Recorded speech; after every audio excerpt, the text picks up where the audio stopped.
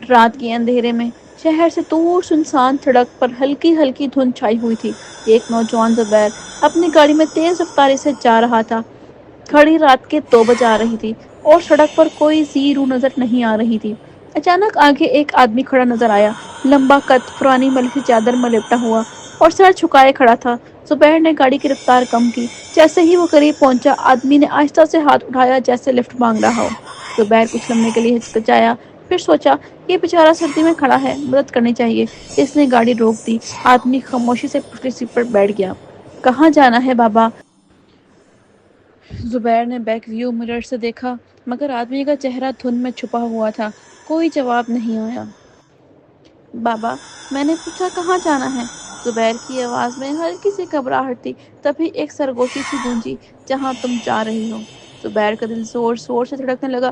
اس نے کانپتے ہاتھوں سے بیک مرر سے دوبارہ دیکھا، مگر اب پچھلی سیٹ پر کوئی نہیں تھا۔ پسینے میں شرابور اس نے گاڑی روک کر دروازہ کھولا، باہر نکل کر پچھلی سیٹ کی طرف دیکھا، مگر گاڑی خالی تھی۔ زبیر کے رونگٹے کھڑے ہو گئے۔ وہ فوراً گاڑی میں بیٹھا اور پوری رفتار سے گاڑی بھگا دی، لیکن جیسے ہی وہ آگے بڑھا، سڑک کے کنارے کھڑا اس آدمی کو دوبارہ دیکھا، اسی طرح ہاتھ اٹھائے لفٹ مانگ۔ وہ کون تھا؟